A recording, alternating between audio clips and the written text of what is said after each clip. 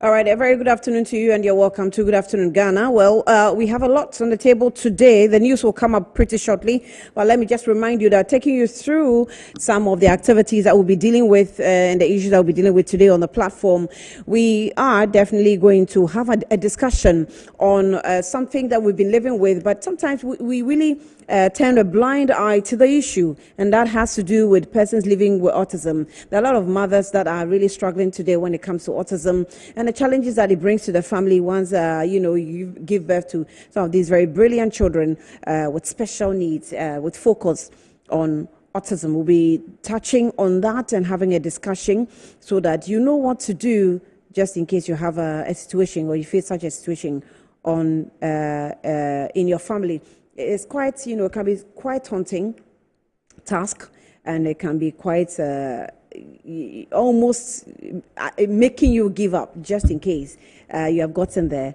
We've got you covered, so don't give up yet. Such children are also a special, special ones to the public and to the country at large, and they definitely will be of use. A lot of countries are doing well in taking care of them, and I think Ghana will be one of those countries pretty shortly. Some others are already making us proud when it comes to taking care of babies or children living with autism, and so we'll delve into that and give you more. Also, last week we brought you the discussion that has to do with the national tracking poll. Now, we dealt with the earlier part of the national tracking poll in terms of what people are thinking, how they're seeing the government, how they approve of this president, and the current president, President John Dramani Mahama, and also what the issues really are if they're still high on the table. I'm sure you saw what we did. But today we'll continue with that because it's actually quite a number of slides that was churned out by the Global Info Analytics on these polls.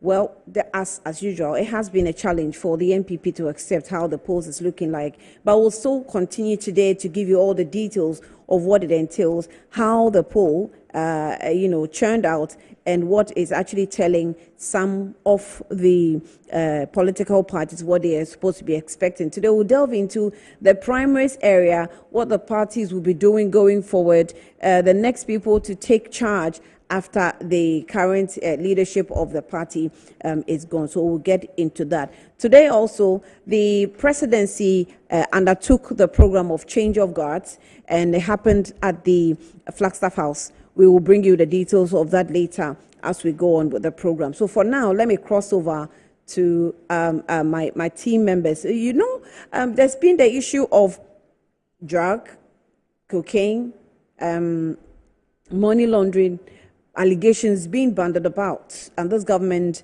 has had to put pressure on the Member of Parliament for Asin South constituency, Reverend John Ntimfojo, who has actually done a media tour on these issues, demanding for some more details for the authorities to follow through, but it doesn't look that's forthcoming. But the new allegations that have come up indicates that he's pointing hands to some NDC members who are associated. Maybe he's deciding to drop the bomb bits by bits in pieces. We'll be following through. Good Evening Ghana had another interaction after Good Morning Ghana met with Reverend Ntimfojo. We'll bring you the video for you to appreciate where he was coming from on that program as well.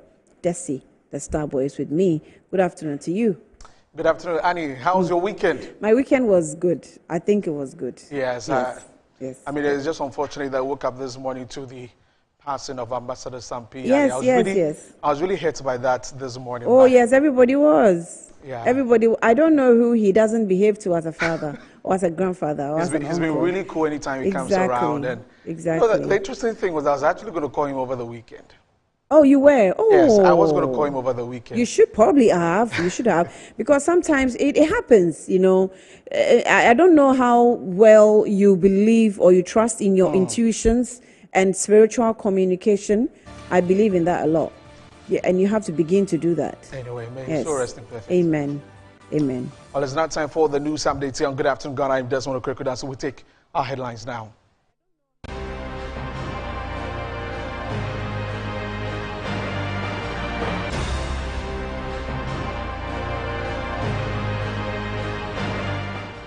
Coming up this afternoon, former Ghanaian High Commissioner to India and a prominent member of the National Democratic Congress, Yali, has passed away. We will tell you more in this bulletin.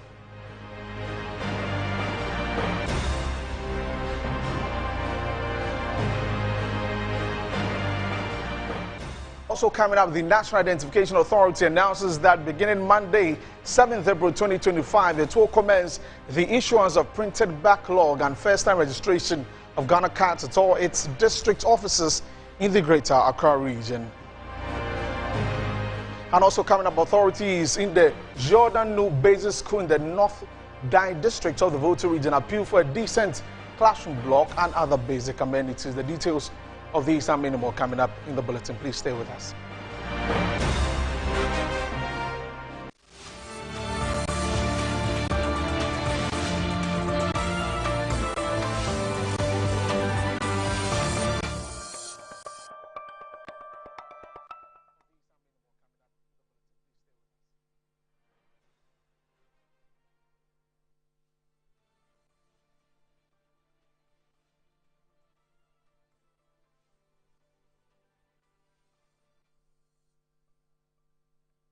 Hello again, many thanks for staying with us, and we'll begin on a rather sad note as Yali, the former Ghanaian High Commissioner to India and a prominent member of the National Democratic Congress, has passed away. His death, which occurred on Sunday at the Kolebu Teaching Hospital, has deeply saddened the political and diplomatic community. While the exact cause of his sudden demise is yet to be confirmed, the news has been met with an outpouring of grief from various political figures. The Speaker of Parliament, Alban Bagbin, was among the first to express condolences, describing Yali as a brother and friend. In a heartfelt tribute shared on social media, Mr. Bagbin highlighted Yali's significant contributions to the NDC, particularly his role as president of the NDC Professionals Forum. He noted Ambassador Yali was a champion of professionalism in politics and a key figure in our party's development.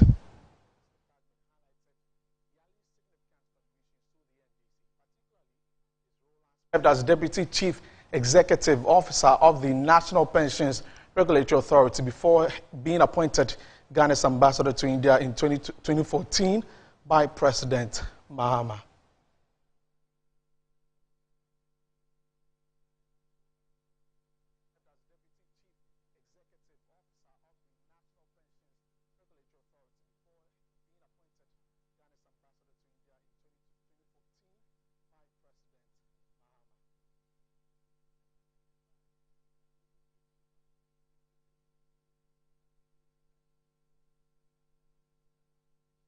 And may he so rest in perfect peace. Now, away from that, the National Identification Authority has announced that beginning Monday, 7th April 2025, it will commence the issuance of printed backlog and first-time registration of Ghana cards at all its district offices in the Greater Accra region. This forms part of the authority's efforts to ensure that every eligible Ghanaian possesses the Ghanaian card. The authority assured all Ghanaians who applied for the first issuance, replacement or update of personal records from June 2023 in Greater Accra and are yet to receive their cards that, effective Monday 7th April 2025, the issuance of the Ghana cards will begin at the respective district offices where they registered. The authority also encouraged all Ghanaians aged 15 years and above who have not yet registered to take advantage of this opportunity and visit any NIA district office within the Greater Accra region for first-time registration. NIA says both the issuance of the printed backlog and new registration services are entirely free of charge and has urged the public to report any staff who demands a fee in exchange for these services. The NIA was quick to clarify that while new registrations and issuance remain free, services such as card replacement and updates to personal records are still subject to applicable fees. The authority reiterated its commitment to ensuring that all Ghanaians are adequately identified under the national system.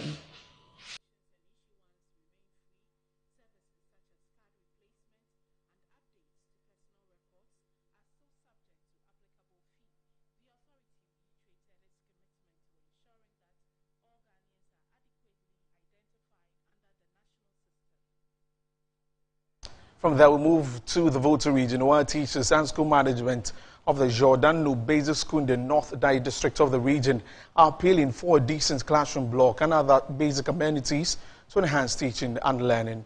The only building that accommodates the junior high school students is now dilapidated and has become a death trap for both students and teachers. Our Volta regional correspondent Gabriel Asampa visited the area and has filed this report.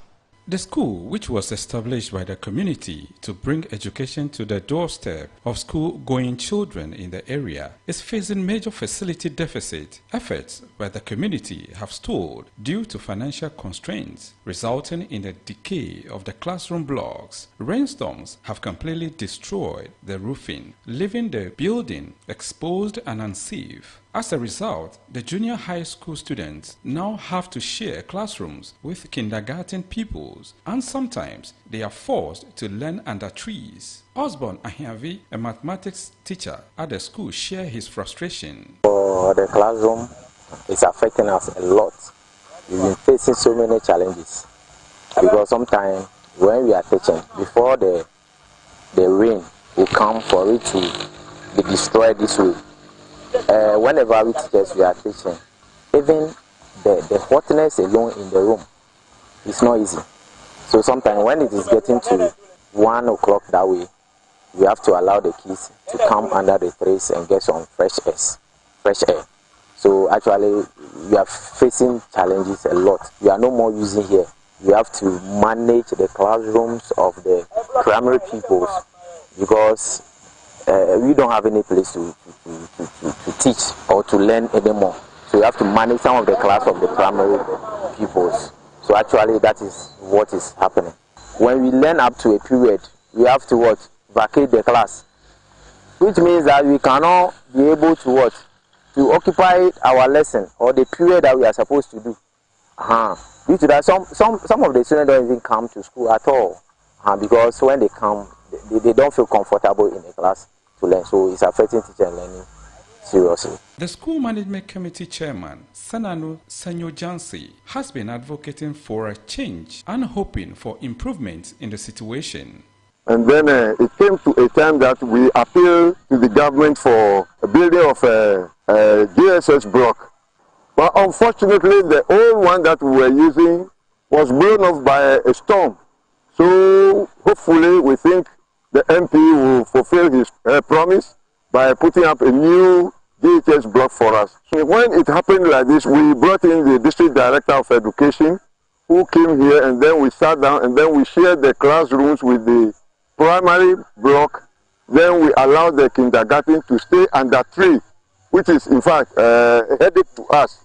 But as we stay now, we are hoping that things will change from the abnormality to the normality. Meanwhile, the Member of Parliament for North Dai, Jocelyn Tete, has cut the sword for the commencement of 585,000 Ghana cedis 3-unit classroom block, which will include a teacher's common room and a store for the school. The project is scheduled to complete within 3 months. So when we say 3 months, we are sure of delivering within 3 months because it's a necessity now. The kids are outside, studying outside, and then we have to get a building for them. So it's going to be 3 months. All things being equal, 3 months. There are other communities that need the same project. We have a library that we've not been able to complete. We have clinics that we've not been able to complete. So if anyone is touched, the person can come in and support us. The District Chief Executive for North Dai, Ernest Adiavo, assured the community of the Assembly's commitment to providing a teacher's bungalow to alleviate the suffering of teachers who travel daily to the school. We have to support in building schools infrastructure if we want to achieve academic results. So as a DC, I'm going to work seriously with my MP. We'll partner closely to see what we can do for them. The school is performing despite the challenges. They are doing well. So as a DC, I will make sure that whatever we'll do, we'll get that teachers bungalow for them so that our kids will have their teachers staying with them. They will not travel from Habe and Bando or Vakbu to this place.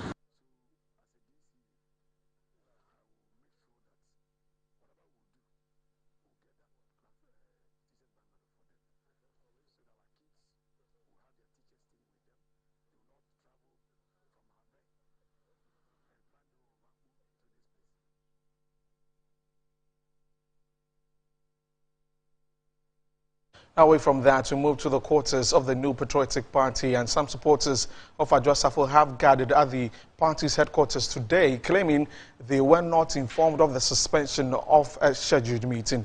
As tensions rose, party faithfuls engaged in heated arguments outside the locked doors of the headquarters. The Honorable, upon arrival, was disappointed to meet an empty committee, citing she was not served a letter of any suspension.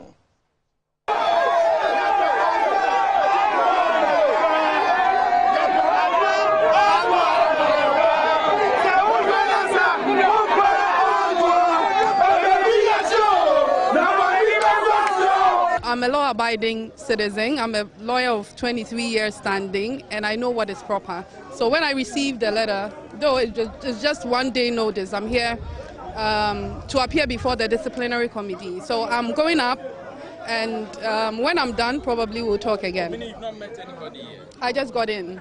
Haven't you heard of information that that meeting has been suspended? I haven't been personally served. You know, when you set a precedent, which is that you serve me to appear personally, which was yesterday, I haven't seen anything with my security guard as they did yesterday that tells me that anything has been postponed. But for clarity, you may have heard, but officially you've not been notified. I haven't heard. I got it yesterday, and I've been with my colleague lawyers in my law firm trying to prepare to be here. So whatever you're talking about, I think that I should have been served personally, and I haven't received any such notice. That's why I'm here this morning. I had an engagement with one of the party national officers. That is it. What were you told? Was there any? There was no hearing. So I'm asking myself, why was I served on a Sunday to appear when there is no committee sitting? And then if there was a change of plan, why wasn't I served personally or even phoned to be told? I was telling the person, okay, if there was a change of plan, why wasn't a phone call placed on my phone? Because some of you know my number directly. I don't know why, but I'm here. I'm prepared for a committee hearing, and I come and they say the committee is not sitting. So I just pack my bag and just come out. But I think that as a party we ought to be a bit serious about these things, because as a lawyer, when a client is referred to a disciplinary committee, the presumption at law is that you've done something untoward, and you're going to be disciplined. That is exactly what a disciplinary committee hearing is for. So why ridicule me in public and come here and tell me that the committee is not even sitting? The message you send to the whole of Ghana is that I've done something untoward and I'm coming here to be disciplined. A senior member of this party, a former deputy majority leader, a former cabinet minister, a former minister of state, 3-term member of parliament, and this is how I'm ridiculed. Come and there's nobody there to sit because what, the case is bogus, or there's no finding of anything. So I thought that there was a better way of handling this matter.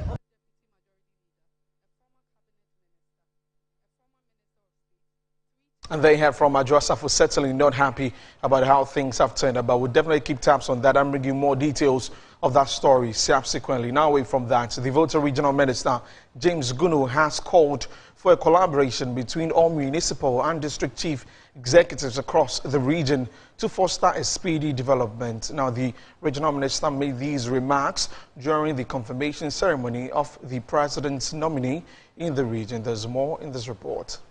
South Dai, North Dai, Afajato South Districts and Hohwe Municipal Assembly have successfully confirmed the President's nominees for MDCE positions to represent and champion government business in their respective assemblies. However, the journey was not smooth for the nominees from South Dai, Kwame Courage Kokroko, and Afajato South, Manfred Teria, who failed to secure the required two-thirds majority in the initial round of voting. After a second vote, Courage Kokroko received 26 out of 31 votes, representing 83.87%, while Manfred Terrier gathered 24 votes out of 32, representing 75%. Meanwhile, Ernest Adevo, nominee for North Dain, sailed through smoothly, securing 30 out of 32 votes. Prosper Kumi of Hohwe also gained 100% of the votes, confirming them as municipal and district chief executives. The Volta Regional Minister James Gunu urged the chief executives to collaborate with religious and traditional authorities in their decision-making. Our commitment in collaborating with our traditional authorities and religious leaders in development. And I have resolved I will not tolerate any municipal or district assembly that will not work with traditional authorities and religious leaders. In his acceptance speech, North Dain DCE Courage Kwame Kokroko said he is committed to working with the president's agenda to improve road infrastructure and ensure that potable water reaches the rest of the communities. I want to assure all our citizens that I am committed to working with all, irrespective of political affiliation, tribal, religious, for the good of our district. And I look forward to working with all well-meaning people of our great southern district. Ernest Adevo, the district chief executive of North Dain, also highlighted job creation and youth empowerment as his top priorities, leveraging the district's potential for development. I am going to lead this revolution where we're going to use the water lake to engage in commercial agriculture all year long. So to me, job creation in terms of agriculture is one of the key areas I'm going to direct my focus on.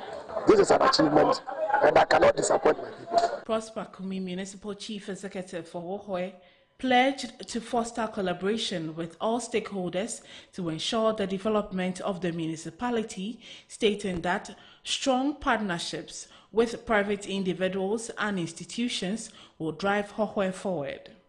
To the needs of our citizens, providing regular updates on our progress and challenges.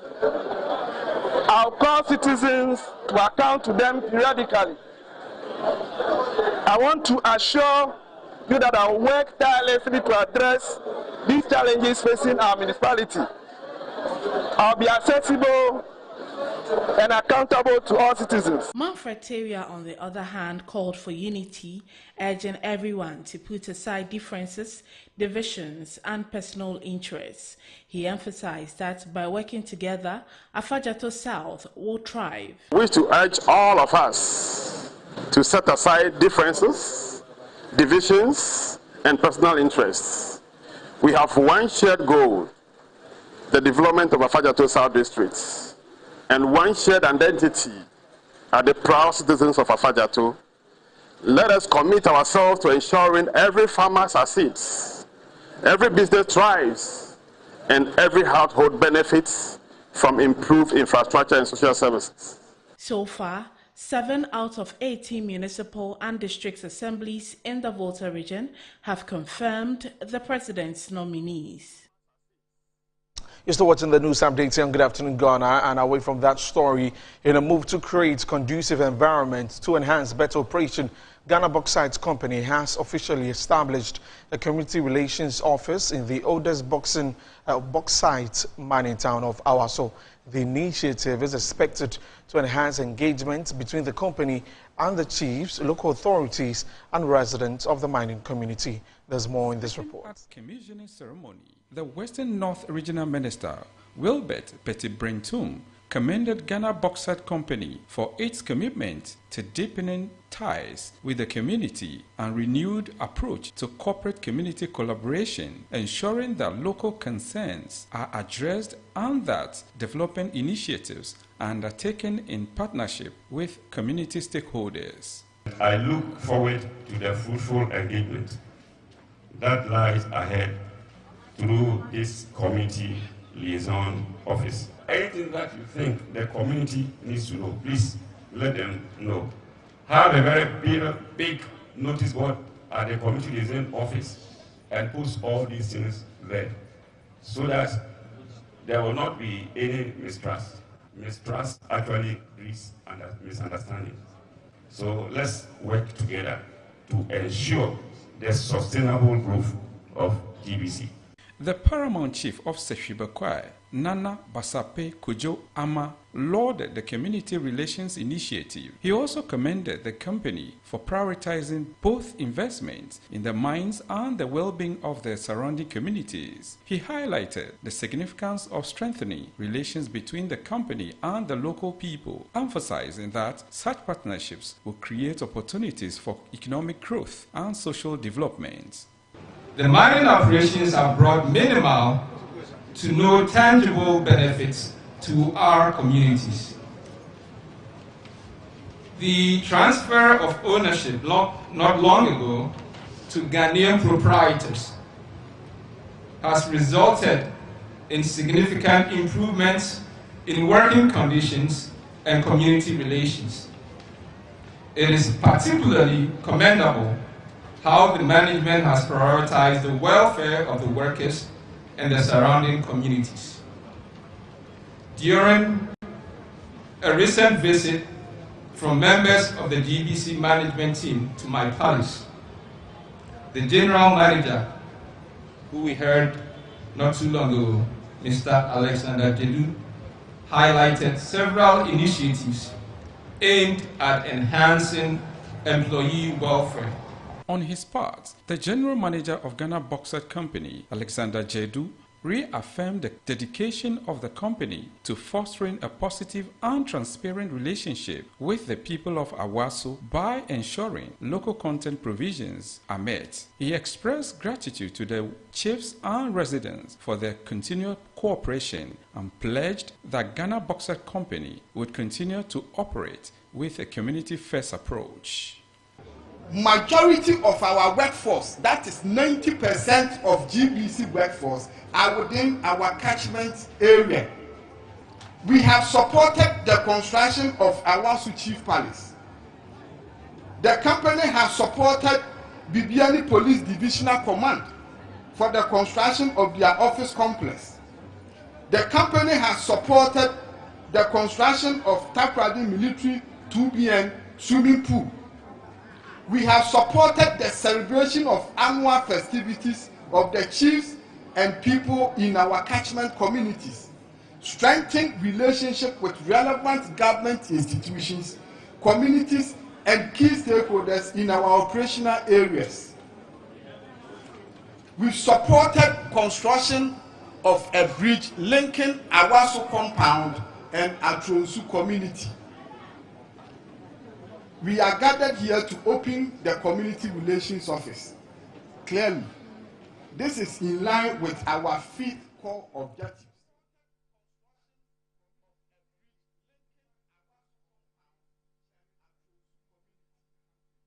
And that's all for the news update this afternoon. Many thanks for joining me. I am Desmond Okrekudanza. Back to Annie Efwampo for the rest of the show. Annie, back to you.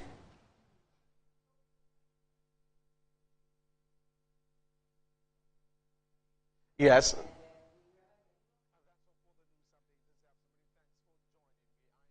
The MPP had sent a letter, inviting her, to come and meet the disciplinary committee. Yeah. So indeed, she had to obey and just go and attend to the committee. Yeah. I hope that it's already 12:33. Yes. You don't think that the meeting is over by now? Well, we'll see how that goes, but I mean, it could stretch actually if indeed it happens because of how the party has taken, what she said over the period, the weight of some of the things that the party believes that she shouldn't be saying, and so as we heard from her, the place is closed, but if it opens, it's going to be a very long day for her. I think so. Okay, so this is what was written signed by Honorable Patrick Boma, Secretary Committee. It says that notice to appear before the disciplinary committee. I extend to you the warm regards, pursuant to the directive of the chairman of the disciplinary committee. You are hereby invited to appear before the committee to provide assistance in an inquiry into a matter currently under under consideration.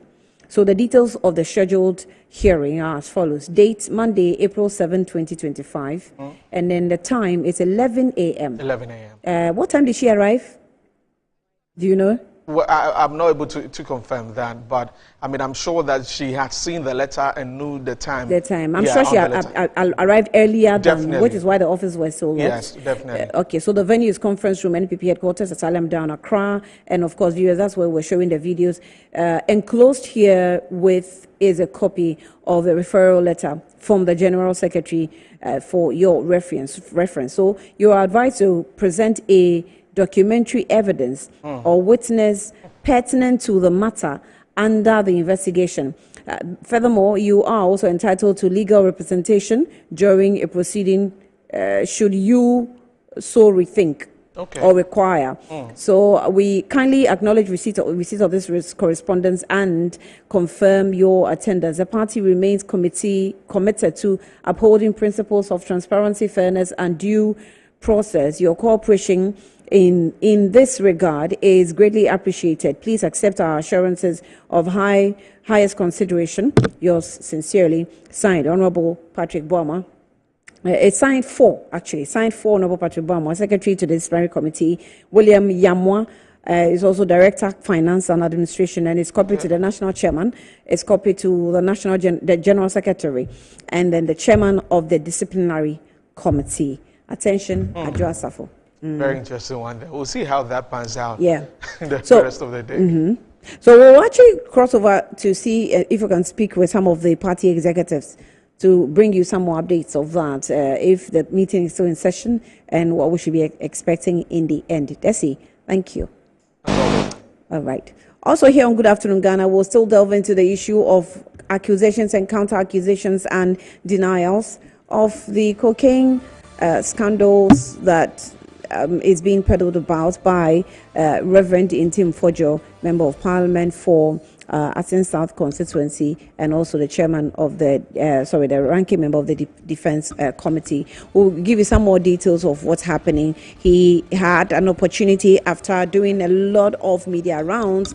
Also had an opportunity to interact with Paul Adom Ochre here on Metro TV. We'll bring you the details of that one as well, and we'll listen to what he said, following which what's going to happen.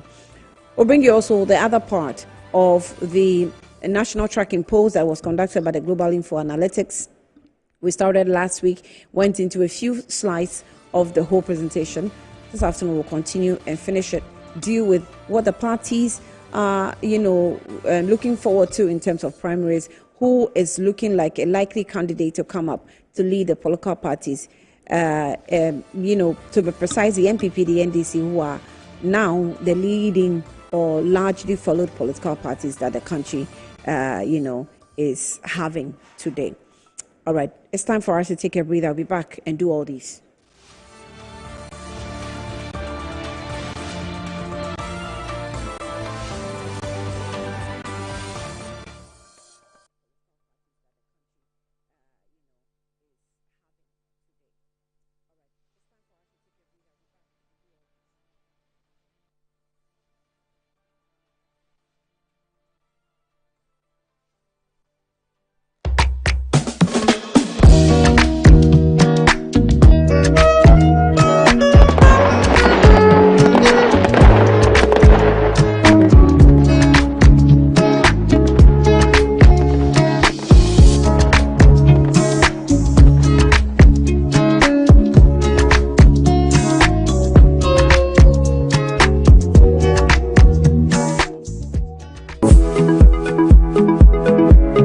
Sometimes the unexpected happens and the hero falls down in his own story. But he needs not stay down for long.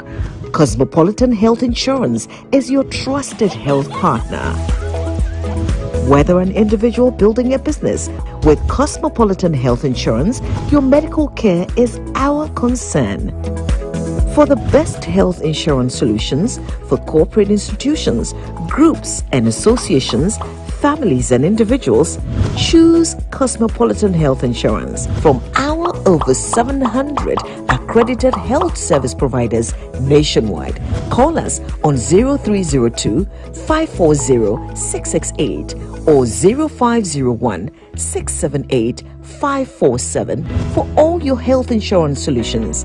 Cosmopolitan Health Insurance, your medical care is our concern. Yes, next. Hey, Nadia Benson, Asamo. Me didn't tum. Mr. Femi Calico, just call me cockroach. Now, Mr. Femi once now. Hey, is that you? Improve car.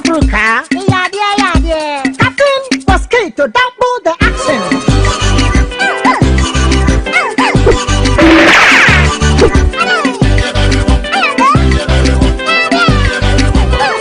Me did it, Sasso spray. Mr. Femi Sasso quell. Yeah, go to my Sassa tell you now.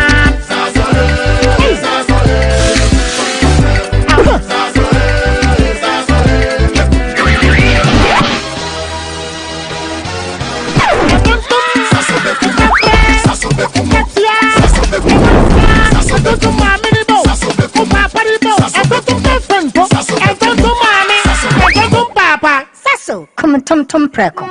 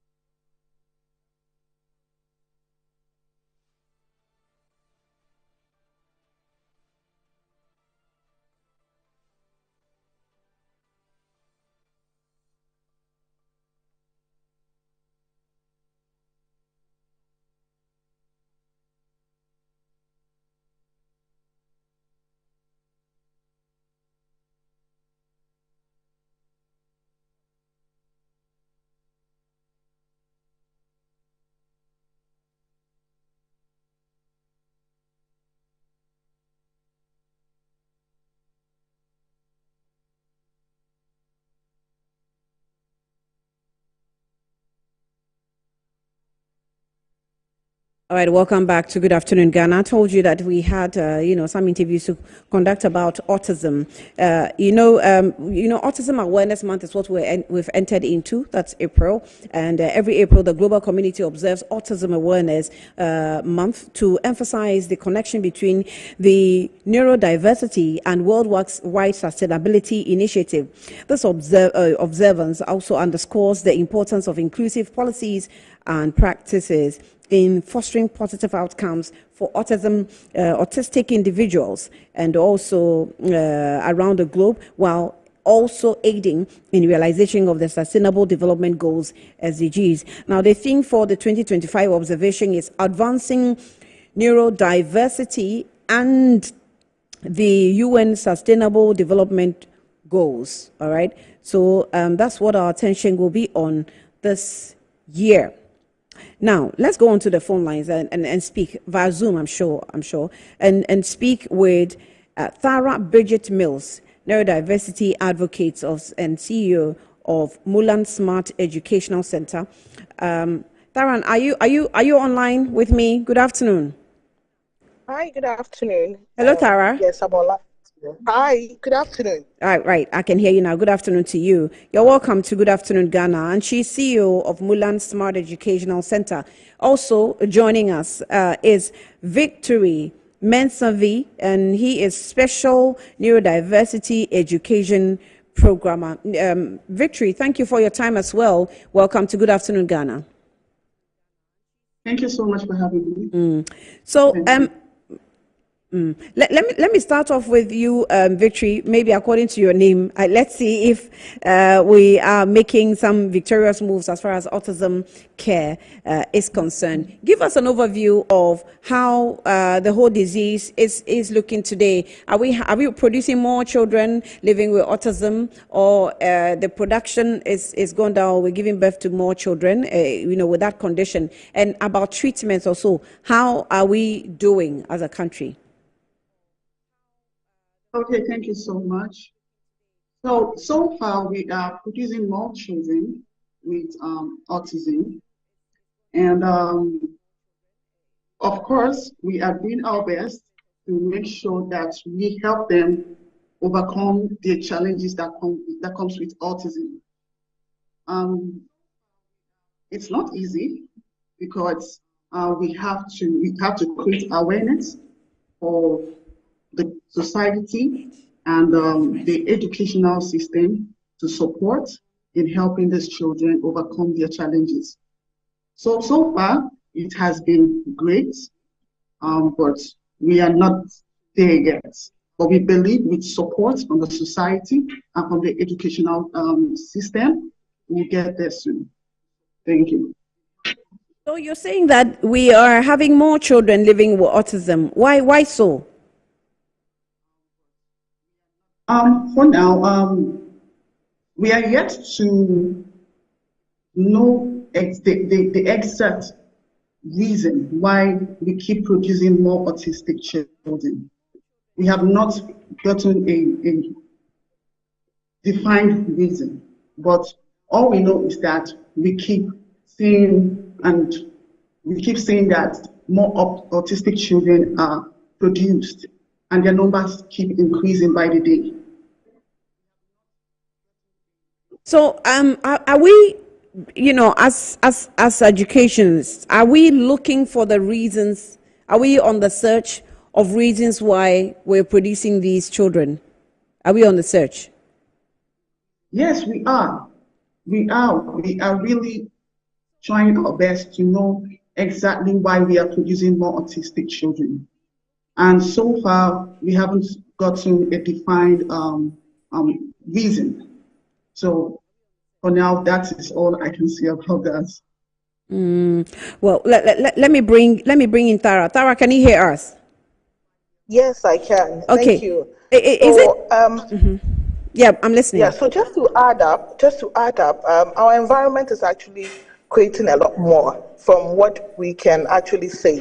So if I talk about environment, we're talking about the fact that now, we have moved from where we're living in bigger communities to more of, I should say, the residential, or we living in nuclear. So the children tend not to have a lot of social development. So we tend not to have those type of games that as a growing child we are able to have. So it tends to affect them either through their communication or their social building. So it's very important that we pay attention to our environment, and even diet also. Now also we are not eating properly as even pregnant women, and not taking the right medications and stuff like that. So far, these are certain things that have actually been identified as the environment or the genetics. So it's believed that genetics, environment, and sometimes diet. So, as Victory is saying that we still have not placed our hands, medicine or medicals have not really been able to give us the outcome of the causative factors of producing children of such. We still have, some pointers to these things you've mentioned: dieting, right medication, genetic factors, right? And the environment. And the environment. Yes. What's the percentage of you suspecting that these are some factors that could be contributing factors to producing of these children?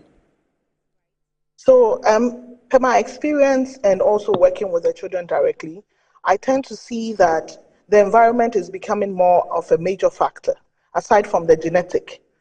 So, like I initially said, the environment in terms of we not getting our children into the right social spaces for them to have the playtime that they need, like physical education or those type of open grounds, like taking them to the park, taking them to the playgrounds and stuff like that. They tend to be glued to their tablets, and that tends to also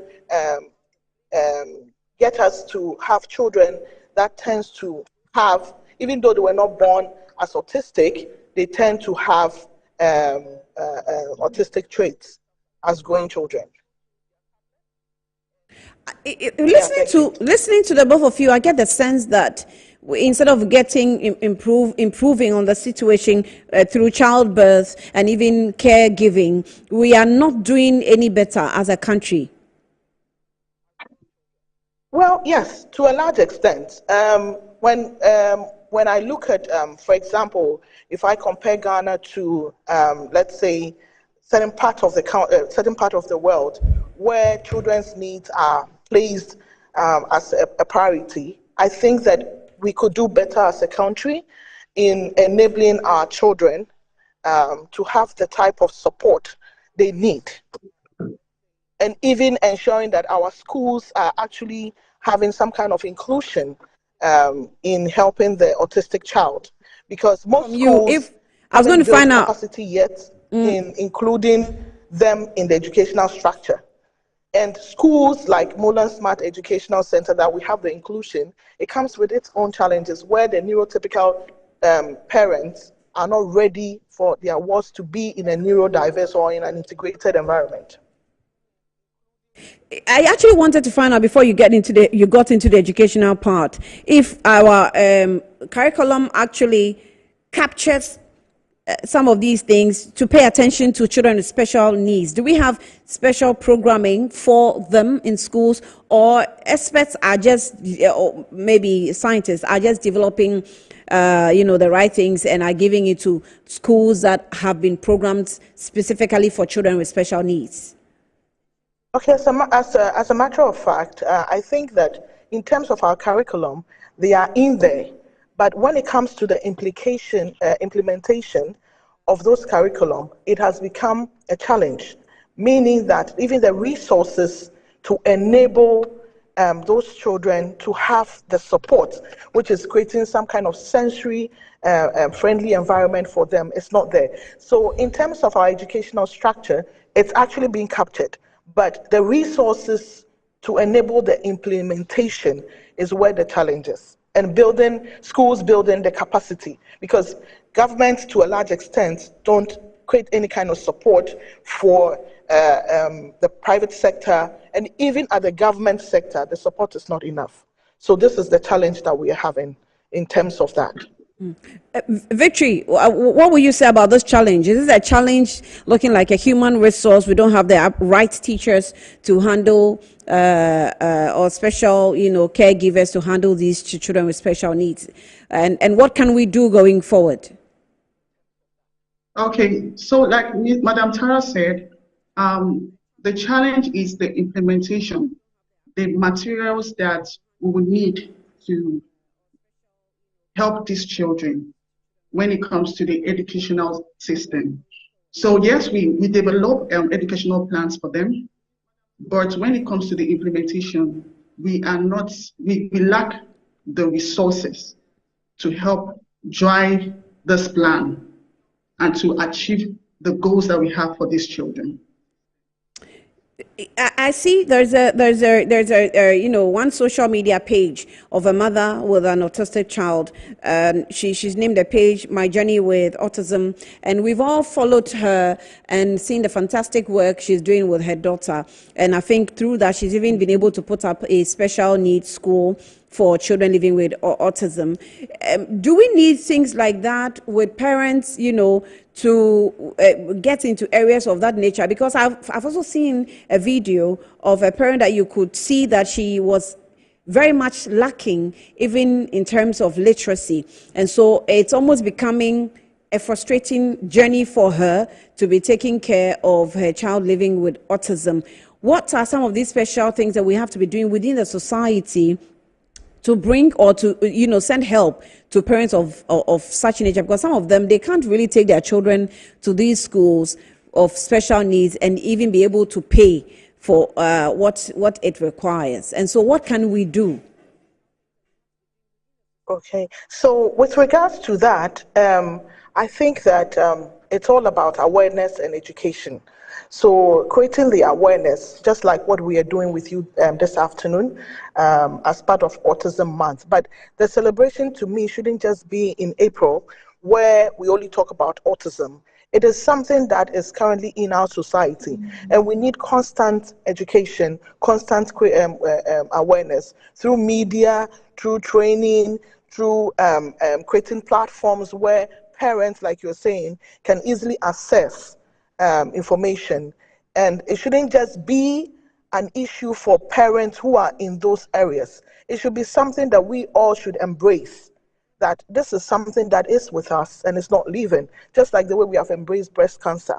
So it's something that is with us, that we need to have that. And also creating a more social friendly places. So when I talk about friendly places, you go to certain places and there is no, I mean, we've not built as a country or as even the society, we've not been able to build capacity to, adequately incorporate them into those social spaces. So that is also a challenge that I feel that if we pay attention to, it would enable us to, in a way, better support the autistic child and even the autistic family. All right, Victory, what about you? What would you say in terms of what we can do to support the situation? Okay, so we should organize workshops and trainings to community members, educators, and service providers on autism. And I also feel that we should create inclusive recreational activities such as adaptive sports, like soccer, Olympic swimming, special swimming, adaptive karate, art programs like music, drama, adaptive dance.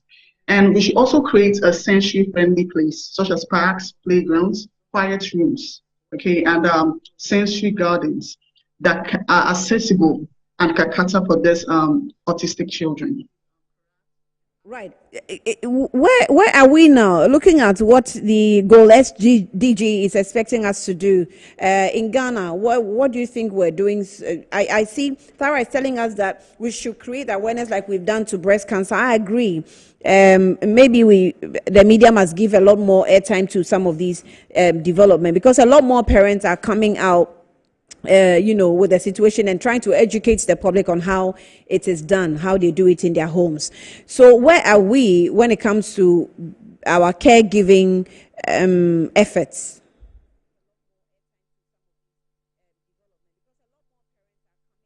So, like I initially said, we've not gotten anywhere. It will be a great lie for me to say that we've gotten somewhere. No, there's still a lot of work for us to do in getting ourselves there. Just like you mentioned, a lot more platforms and a lot more people taking it up as a corporate social responsibility, and not just looking at certain areas as corporate social responsibility. Because this, like I said initially, has come to stay. And it doesn't mean that they are not part of the society. No, they are. It's just that their brains tend to function differently. And like I said, differences makes the world go round, right? So we need to do more. We've not gotten anywhere, as a matter of fact. We only look at it in April, and in April is only specific groups that tend to talk about it. Either parents who are going through the journey or facilities that tend to have those autistic children.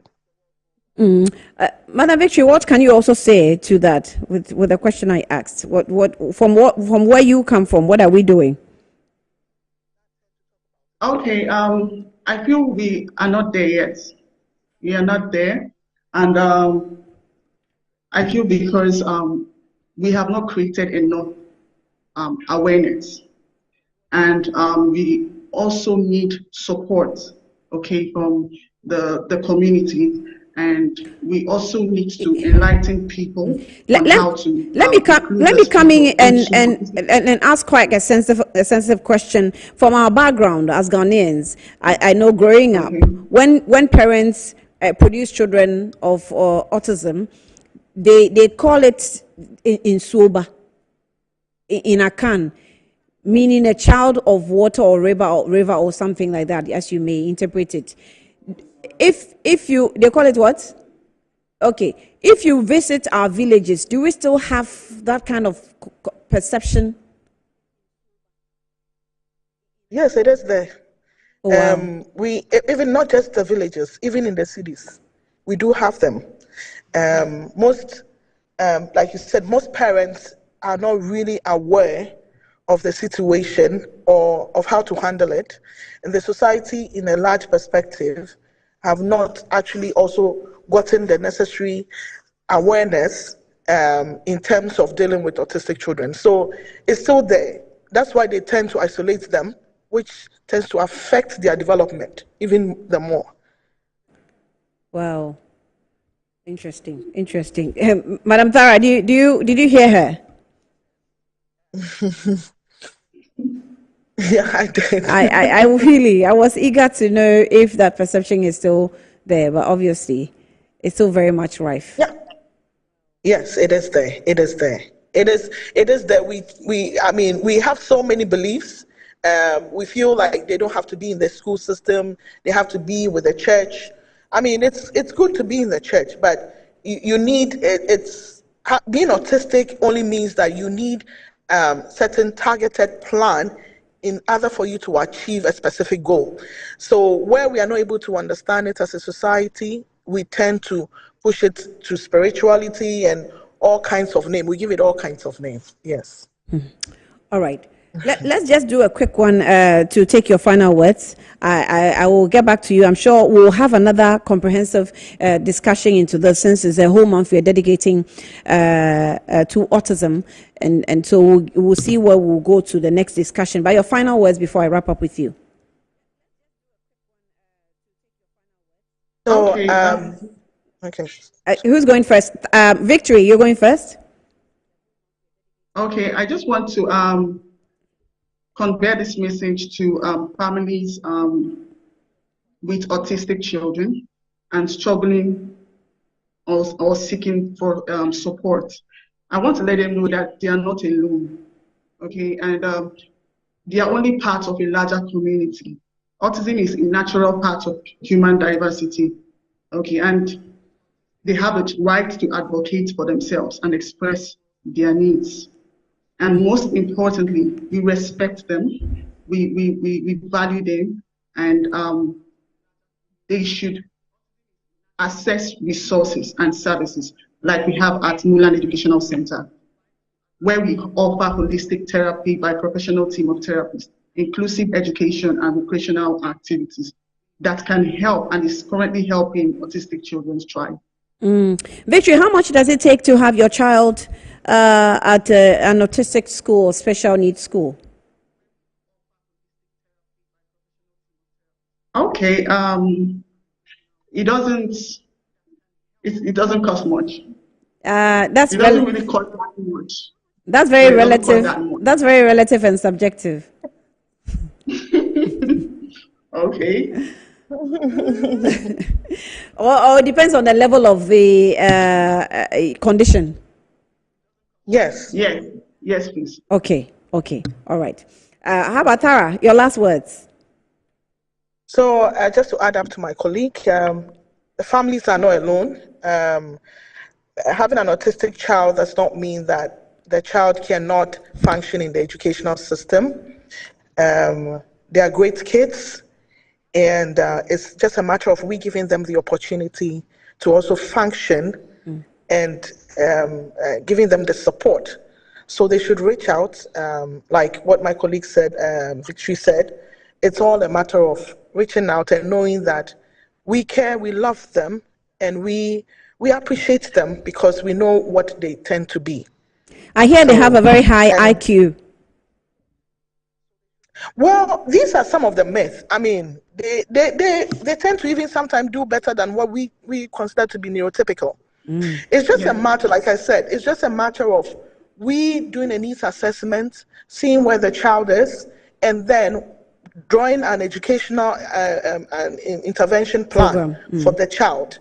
And then it is what it is. And then that child functions and develops just like any other child. Right. So it's just a matter of the early intervention, seeking an early intervention or the early support, and then getting them into the school system, and schools also building capacity in order to have therapists to support them. It could be behavioral therapist, occupational therapist, or they need some kind of support in communication. Sometimes it's got nothing to do with their intellectual ability. Right. Yes. All right. Tara Bridget Mills, I'm grateful. She is with the neurodiversity advocate and CEO of the Mulan Smart Educational Center. And also with her was a Victory Mensavi specialist. Neurodiversity education program. Has been very exciting dealing with you all, engaging with you ladies on the program. Thank you for your time this afternoon. And it has been some attention we're giving to autism because we are in the autism month, and I'm sure Metro TV will make some time again, if not on Good Afternoon Ghana, maybe on the news or another program, so that we can talk some more. We still have a health program over the weekend. It will be interesting to delve more into this issue because I have personally taken interest in autism, taking care of autistic children. And it's been quite an interesting journey watching parents who have dedicated almost 90% of their time for their children living with autism. I'm sure you may want to, also show some interest so that we build a better country. It's just diversity that brings, the sweetness in the global world. Anyway, let's move from autism and get into a bit of some governmental issues. It has to do with drugs, fake currency, and all that. I'm told that we'll go for a break shortly. But before that, can we take a break now? Okay.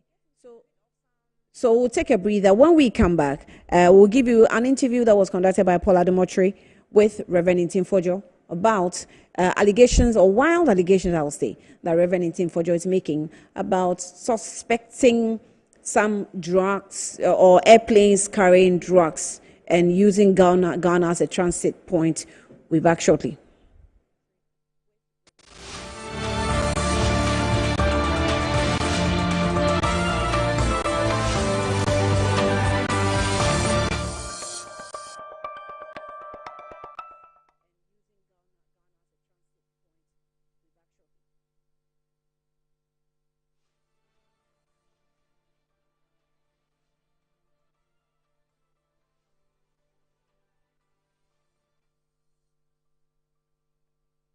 Ghana funi aji. If you say ya your local spices na ya fra dia ya sankofa natural spice. Me de go me jollof mu. Ni me still ahodoma. Emanate dance. Darling, the barbecue they go on.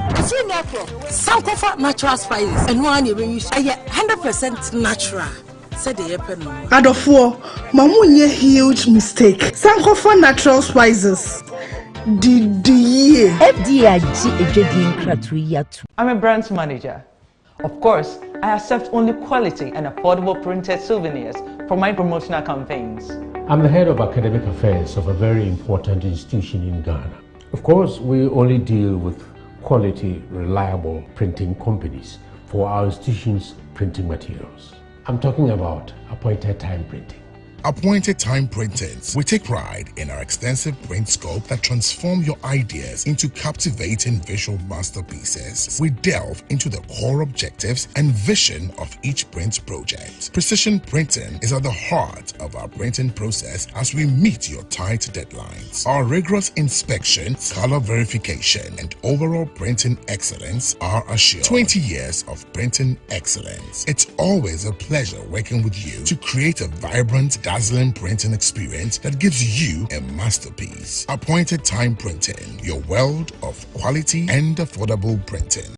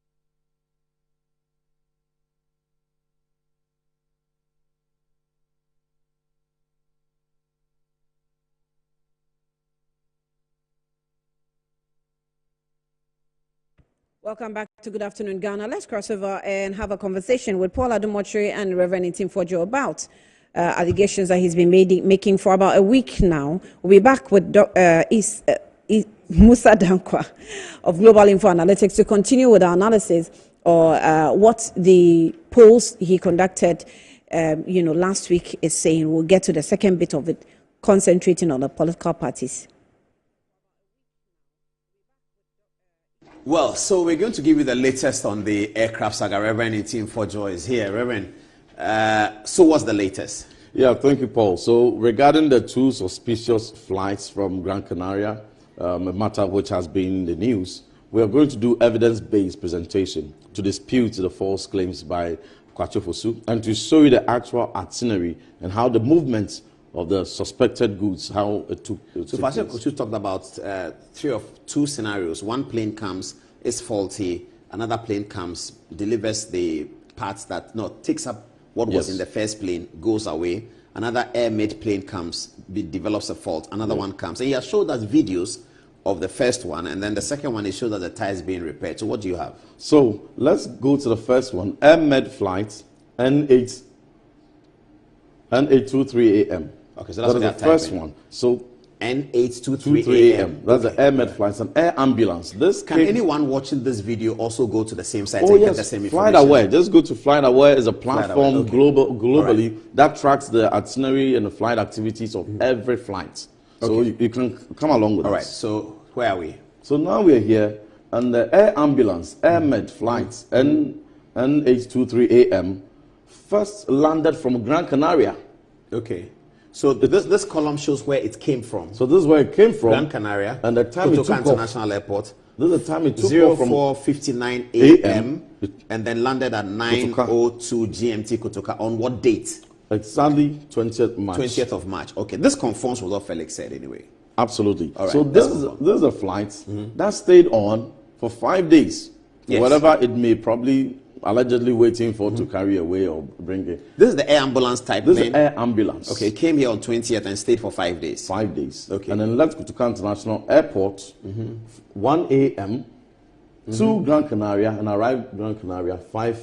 So it came from Gran Canaria of the island of Spain. Yes. And then left to the same place. Absolutely. This is the airmed. Okay. And this is the airmed. Same airmed, Felix says, that was going somewhere and it only arrived in Ghana for a rest stop and developed faults. And the part two Felix said it's arrived in Ghana. It arrived the document in Ghana, says it's arrived in Ghana. And it developed faults for 5 days. Felix said it went back to Europe. Is that what I said? Yes, Felix says that it went back to Europe. And it did go back to Europe, isn't it? Absolutely. All right. Okay. But he said that it was going somewhere. And then it developed faults, and when it was fixed, it didn't go where he was going, but it went back to Gran Canaria. So you are suggesting to us that it wasn't going anywhere. It was coming from Gran Canaria to Ghana and going back to Gran Canaria. Absolutely. So any suggestion that it was on its way, something is not correct. And we're going to show you the next part, the next piece of the evidence will be the activity log on the maintenance history of this same air flight to expose Felix on the so-called maintenance, the tie that says had to be replaced, the oil, and everything he said was repaired on this. We will show in the activity log for Ghanaians to see what happened on this. Okay, so next, what are we seeing? So the next one, we're going to the airmed flight 864 AM, which supposedly, according to... This is an air ambulance. It's not even supposed to the same air ambulance. Absolutely. So this is the second one that came. This is the second one that Kwacho Fosu claims came to bring parts. Yes, he said that. And goods. Yeah. But mind you, it is an air ambulance. It's not supposed to carry cargo. Okay, let's look at the log first. Let's look at the itinerary. So, where's the itinerary? So 22nd of March. They're going to pick it up. Can you put the yellow on there? Yeah, there they have it. It's over here. Yeah. 22nd of March. Yes. Gran Canaria against that the second plane also came from Gran Canaria. Oh, okay. To Kotoka International Airport. So straight from Gran Canaria to Kotoka International Airport. But leaving at 1:32 a.m. that time, European time, and then arriving at 5:54 a.m. GMT. Yes. Okay. But you see, the aircraft hub is not in Gran Canaria. So if they really even wanted to bring parts to fix this broken aircraft, they couldn't have brought it from Gran Canaria. I don't understand that. You see, every airline has their air hub. So like British Airways hub is in London? Absolutely. This airmed, their aircraft hub is in America. So their home is not Gran Canaria? No, they don't even have any air hub. around aircraft hub around Gran Canaria or anywhere in Africa.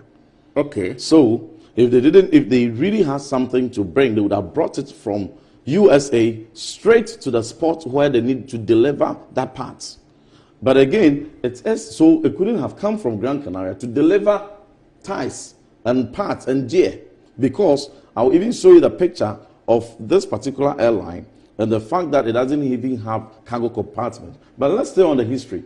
Okay, there's a photograph here. Okay, so we'll get back to the history. But there's a photograph. So this is the same as the NA2AM. It's the same. The same design, but this is not the same plane. Absolutely. The M-Med series, the N series, like the NA23AM, they are the same mode. Yes. All the N series are the same So mode. what's the point? So if they had a compartment, a cargo compartment, it would have been here. This is the engine. So the engine would have been shifted this way so that you would have seen a compartment door somewhere here, showing that you can open, just as we have a door here. You would have seen a cargo compartment here where you would open and put those ties and whatever. So the luggages of the passengers, where did they put it? So this is not a passenger. This is just for ambulance. So if somebody is unwell, where do they put the luggage? So it is just designed to carry patients. So they carry them on the stretcher and then they put them in here. And so if there's any tie, supposedly... No, but if there's luggage, passenger luggage, where does it go? Because the patient may go with doctors, nurses, somebody else. No. So there's no compartment. So they'll put it somewhere inside. Inside, yes. So you mean it doesn't take heavy luggage? It cannot take heavy luggage. It cannot take heavy. All right, okay. And so there's no compartment showing here that they put those ties in there. And if Kwacho Fosu claims and maintains that they carry that flight, they carry the ties and the parts inside this aircraft, it's violation of the federal laws. And by this, Kwacho Fosu is indicting the airline, and they can face possible prosecution for violation. Because you're not supposed to carry ties inside, only patients. So let's the point. Let's go on. Let's see whether you can convince us. This one is 50-50, but let's go on. Okay, what next? So the next one, there's even suspicion on this same flight. Let's check. From Gran Canaria, comes to Kotoka International Airport, same 22nd March. On that same 22nd March, he leaves Kotoka International Airport to Luanda in Angola. Just near Luanda? Yes. Where is near Luanda? It's in Angola. A place called near Luanda? Yeah. That's how they've configured it. No, say that again. So the plane that came to Accra on 22nd, the same day, left Kotoka. That was not part of Kwacho Fosu's briefing. It wasn't. He said Kwacho Fosu says that he came on 22nd and stayed on the 25th. That's what he said. Yes. But you are saying that. Are you sure? Oh yes. So that is what we are saying. So and anybody can check this. Anybody can check it. And from there, he came again to. 4 de February. Hold on. So Kotoka International Airport, same day, goes to near Luanda. It leaves at 7:26 a.m. Absolutely. Last seen is 11:51 a.m. That's it. At the near Luanda place. That's it. From there, the same day, so it did a lot of rounds. And then the same day, it went to 4 de Fevereiro in Angola.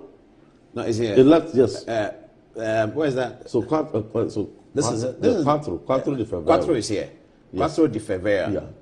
And then let's be clear what we are looking at so here. This one. 4 de Fevereiro in Angola. It's in Angola? Yes. So it left for Lanceria. And then from Lanceria, the next day, which is 23rd, left Lanceria to the same 4 de Fevereiro. So you could see the back and forth. Oh, this is interesting. So from Accra, from Canary Island to Kotoka to near Luanda, to Lanceria and then to 4 de Fevereiro. Same plane. Absolutely. And from 4 de Fevereiro back to Kotoka on 24th March. Oh, wow. All this history contradicts what Kwacho Fosu puts out there. And on I'm confused. Kwacho Fosu says the plane comes on 20th and it's here till 25th because it developed a fault and then another plane comes. You are suggesting to us that that's untrue. No, that's not true. And he can play his voice. Is it time to play his voice yet? Is it time to play it? If it's time to play, let's hear it. So he can play his voice so that we hear his assertion on the N864.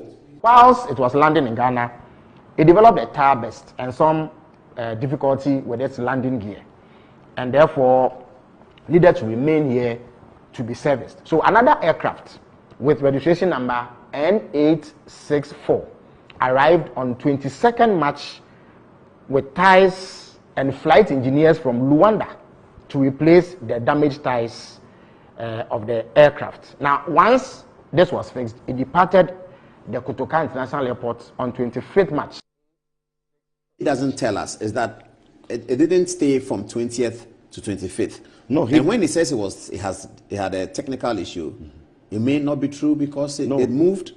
So, Paul, the Airmed 823 AM is the one that, according to Kwache Ofosu, had faults, which arrived on 20th March. Yes. And was waiting for this new one to bring parts, which I'm disputing that they couldn't have brought parts because it was not designed for compartment. That's okay, but the other one that he says stayed and you say it didn't stay. That's this one, N864. He says that it arrived from Luanda on 22nd March, which is false. It arrived from Gran Canaria on 22nd March. It didn't arrive from Luanda? No, Luanda. It arrived from Gran Canaria, the same Gran Canaria, straight to Kotoka International Airport. It took off 1:32 a.m. from Gran Canaria, arrived at Kotoka 5:44. And took off again and to near Luanda. Same day? Yes, same day. The plane that he said had developed faults and couldn't move, no, you are saying? No, that is not, that one is still. So there are two of them. The N823 and N823 AM is the one he claims was faulty and was here. Okay, so according to your fact, the one that was faulty and was here for 5 days that one was here for that 5 days. Yeah, we need to clarify because I was thinking you said it moved. No, that one was here. It was here for 5 days. Yes. Okay, which one moved? So the one that he claims brought cargo, which couldn't have brought cargo because it hasn't have any cargo. Well, that's the one you said didn't come from Luanda. It didn't come from Luanda. Oh, the second one. Yes, it came straight from Gran Canaria. The second one came from Gran Canaria. It didn't come from Luanda. Oh, Gran Canaria. I see. Okay. And now then, we are getting it. And then, okay, let's clarify. One plane, Airmed, came. He said developed faults and remained here for 5 days. Yes. According to your information, it did remain for 5 days. So Kwache Ofosu is right on that one. But he's wrong. Then he says a second one came in from Luanda to bring parts. Absolutely. That's the one you are challenging. That's the one I'm challenging. That it didn't come from Luanda. It didn't come from Luanda. It came from Gran Canaria. Okay. And then it didn't stay here till the 25th of March that he claimed. No, the 25th is the first plane. No, he also claimed that this same one. The second one also stayed to 25th? Absolutely. And then that's the movement. So you can see from But Gran you say Canaria, that one left Ghana the same day. It left the same day to Luanda and then back to Quatro de Febro, which is another airport in Angola, and then to Lanseria the next day, which is 23rd March, from Lanseria back to de Febro, and then to Kotoka International Airport. It came here 23rd March again. So it came here twice? Came here twice. The same plane? The same plane came here twice. In a matter of 3-4 days? Absolutely. And then stayed here, and then the same 24, on the next day, 24th, it left Gran Canaria.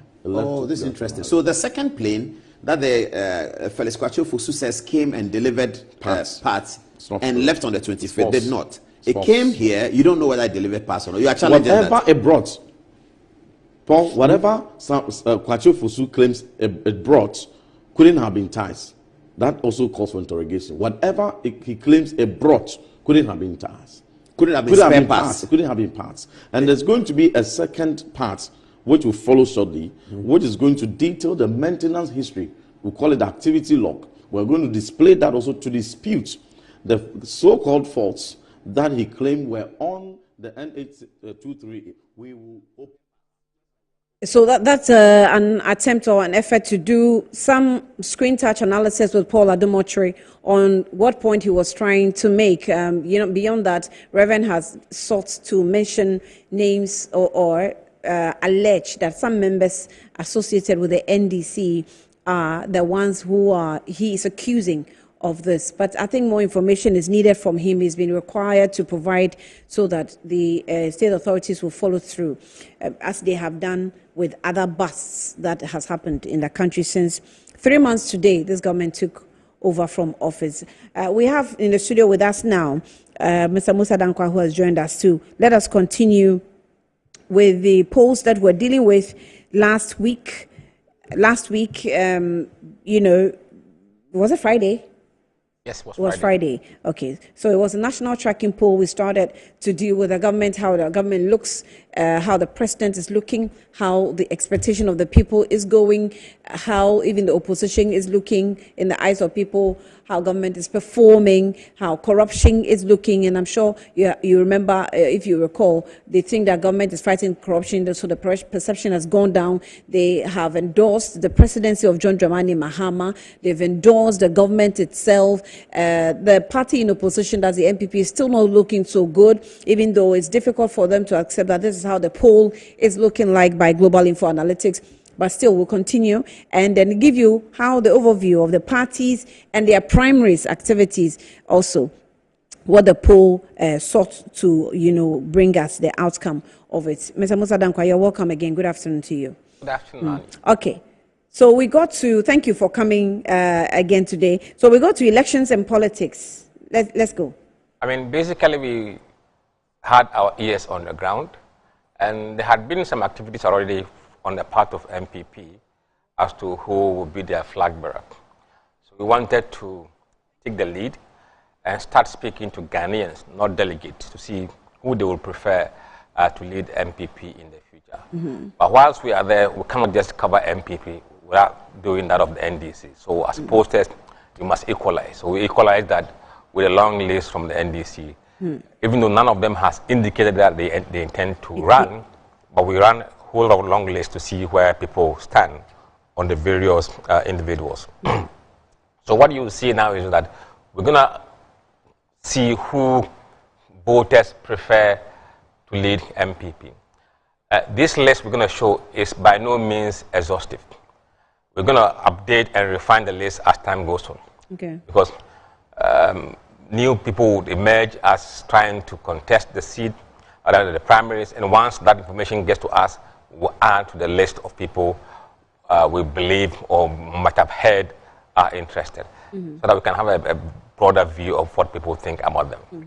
So for now, you have these individuals, 6 of them. So for the records, these are not persons who have told you that they want to run. We have assumed that Bawumia is going to run. Okay.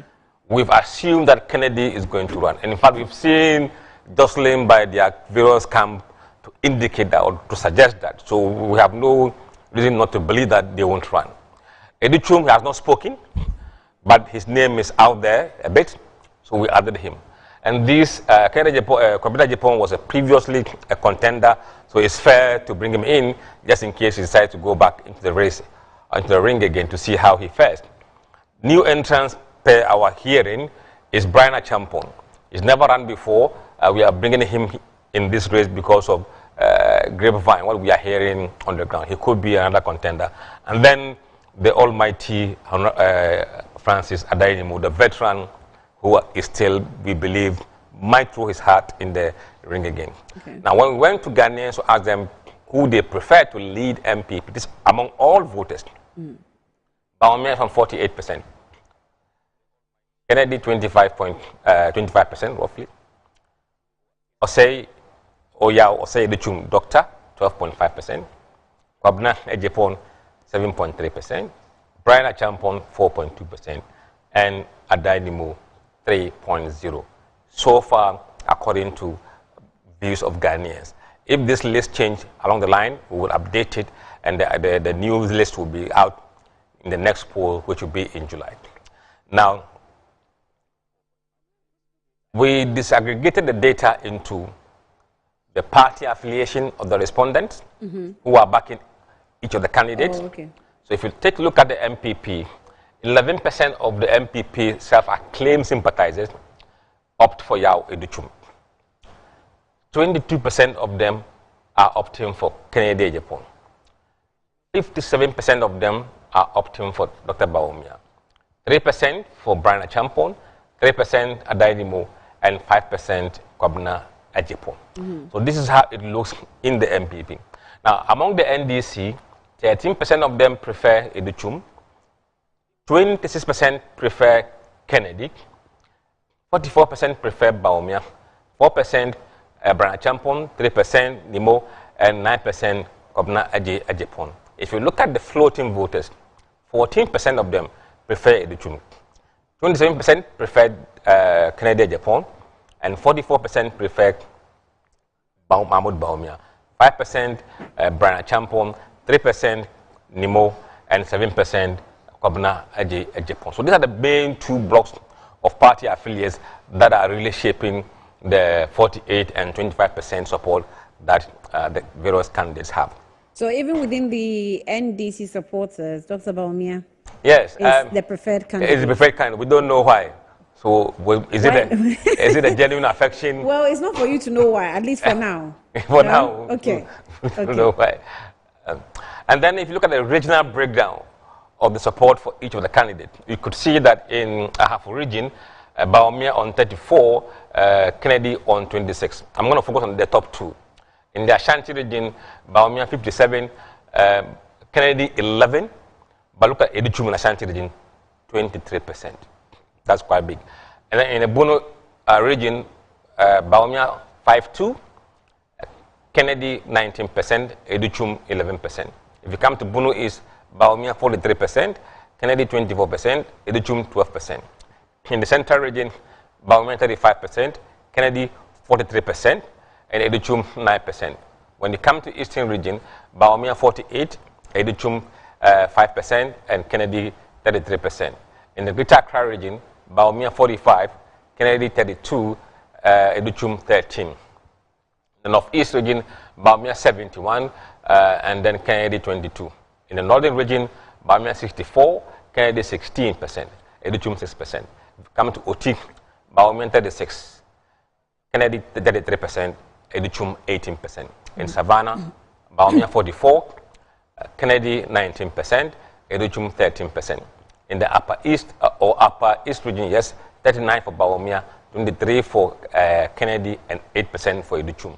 And then in the Upper West region, Baumia 65, Kennedy 14%, and Edichum 4%. In the Volta region, Baumia 27, Kennedy 26, Edichum 16. In the Western region, Baumia 49, Kennedy 23, Edichum 8. In the Western North, Baumia 54, Kennedy 26, and 7% for Dr. Edichum. This is how the risk look like in those regions at this point in time. How will it shape over the coming months? We'll be there to track it and report back to you. Now, we also group the regions into what we call the Akan-dominated regions. And in the Akan regions, Baumia leads with 49%, Kennedy on 23.5%, Edichum 13.7%, Kobna Japon 6.6%, Brana Champon 4.1%, and Adainimo 3.2%.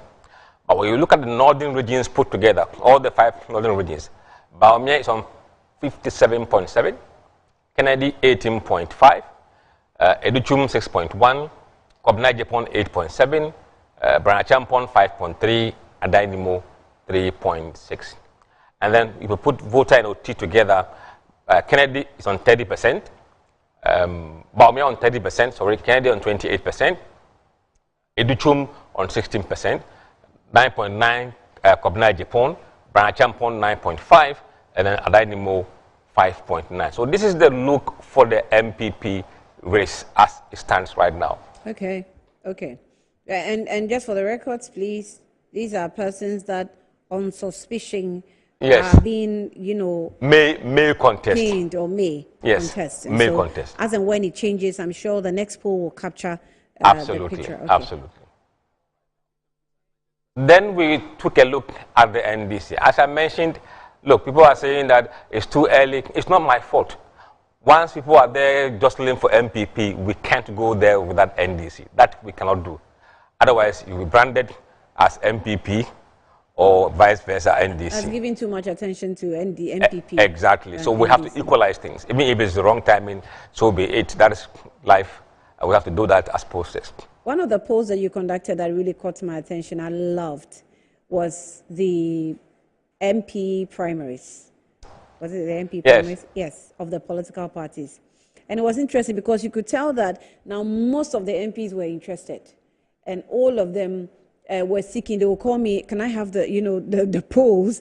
And then they probably will try to go behind the scenes and see what they can correct if it's not going in their favor. I think it was very good for them. It helped a lot of them to see the picture before they went into the those race. who took it serious won the seats. And those who said it was bogus paid the price. Oh, okay. Yes. I mean, I cannot recollect immediately who was... I remember there was an article, an open-ended article by MP for Kwasimintim. Okay. Specifically rubbishing everything. Today, he lost the seat. Have you gotten to speak with him after? No. Are you interested? No, my doors are open. I don't mind talking to anybody. Okay. The signs were there. He denied it. He didn't want to accept that there was a problem. Yes. I think sometimes they live in a different world when it comes to elections until it dawns on them on the election day. What makes politicians live in different worlds? Telling you that an expert has gone into the field to collect data for you for free and give you the data analysis and the outcome of the analysis for free. You paid nothing. No, first and foremost, they believe I was paid by somebody. I was paid by NDC. So that's how they tagged me. Okay. So if you have been paid by, NDC to conduct polls for MP. Is that the logic? Well, they have to explain that, Annie. So you were paid by a political party to conduct polls for another political party? Effectively, they thought that maybe it was a bandwagon poll, which wasn't. Okay. And some of them, they have their own internal research team, which find it difficult to tell them the truth because of conflict of interest. Sometimes they are timid to really say that, look, things are not going well. We've done polls elsewhere that we've been called by internal research team to insult us. Basically insulting us that what we did was a bogus job. Because it didn't match with what they've been showing the MP on the side. So it's a hazard of the game, but we understand that. Okay. Okay. Now, for the NDC, we took as many lists as we can imagine. From the old generation to mid-generation to new generation. Nobody here has indicated that they are running. And that is why it's a long list. Because if we had intelligence about those who were running, we would have cut the list short. There is no intelligence. We just assume that certain people, by their nature and stature, could be interested. Are shooting up. Exactly. And also there are people who are typically party, grassroots guys who may also be interested. So we added all the people that need to be added. And still, there are more names that we're going to be added. But what surprised me was you adding Nana Jane Opoku-Agyeman. Well, she is the incumbent vice president. She has not spoken. So how can you assume she's not going to go? So we are assuming that maybe she might go. Well, I'm sure your assumption will probably depend on trend analysis by choosing him, by choosing her. Yes, that and adding most her of the to the presidents list. have tend to become president eventually. And have contested in either one or lost. Yes, but the other trend analysis that we've also done within the media indicates that per age, it was not going to be strategic for the NDC to put her up necessarily. Or, well, it's neither here nor there. If you look at how old she would be in 2020, I don't know, that would be probably 70 what, 77? She could still go. No, I'm not saying she could still go. I think that would be a very, it would be difficult for a country with younger population to opt for that very old generation. So that's why I'm a bit cautious. It's just there until she speaks. Okay. If she speaks, we'll drop it. But on that basis, we believe that the norm or the tradition goes on. Okay. Okay, let's go through. So when we did that, then the outcome is that 25% of the respondents prefer Professor Jane Nana Opoku-Agyeman as a replacement for John Mahama in 2028. But 20.1% or 21% roughly say Honorable Haruna Idrisu. Very strong showing. Honorable Atuforsin, 13% roughly. Ablakwa Okujeto, 10% roughly. Johnson Asedin Ketia around 10%. Zenato Ajiman Rollins 6.3%. She is somebody we should be watching. Julius Deborah 4.9%. Omani Buama 2.2%. Joshua Alabi. So even by your risk of adding Zenato, she bypassed Julius Deborah. Yes. Whose name has been widely bandied about. Yes, yes. It tells you something. We'll come back to that. Eriko Poku 1.6%, Anatete 1.6%, Iwadaku 1.2%, Guzitano 1.1%, and Alice Mold just under 1%. Now, you can see it's a mixture of old, mid, and young generation of NDC politicians who could find themselves in a position to replace John Mahama in 2028. Now, if you look at the party affiliation, how they draw their support, what is the number looking like? Among NPP, most of them, nearly 37% prefer Professor Jenana Opoku among MPP. 9.8 Asedin Ketia, 1.7 Joshua Alabi, Julius Deborah 4.6, Atufosin 9.7, Haruna Idrisu 14.1, Gwadaku 1.7, Eriko Puku 1.6, Okujoto Ablakwa 7.5, Marimbuama 2.2, Alex Mould under 1%, Esnato Rollins 6.5%, Guzitano 1%, and Atete 1.8%. When you come to the NDC folks, you have almost 20% supporting Jenana Opoku, 9.5 supporting Asedin Ketia, 2.1 supporting Joshua Alabi, 6.8 Julius Deborah, 15.4 Atufosin, but Haruna Idrisu 21%. 1.3 for Iwadaku, 1.5 for Eriko Poku, 11% for Ablakwa, 2% roughly for Manibuama, and 1% for Alice Mould, 5.7 for Ajiman Rollins, 1.2 for Guzitano, and 1.8 for Hannah Tete. You can see that the NDC is split. There is a wide field, and anybody here can emerge. A lot of candidates are coming up, or they seem to have more potential. What we will do is that once we do second, third, we'll figure out what the top 5 will be, and then we will drop some of them from the race. Okay. The regions, these are the numbers looking in the regions. In Ahafo, almost tied between Asedin Ketia and Jenana. Asedin Ketia has a slim lead, 13%. And then Ablakwa is third there, 11% in the Ahafo. When it comes to Ashanti region, Opoku Ajiman, 63% overwhelmingly in the Ashanti region. And then you have 10% being Asedin Ketia, and the next with the highest percentage will be Haruna Idrisu, 6%. When you come to Bunu East, the highest number is Asedin Ketia General, that's home region, 34%. Haruna Idrisu, 24%. And then Jenana, 11%, the top 3.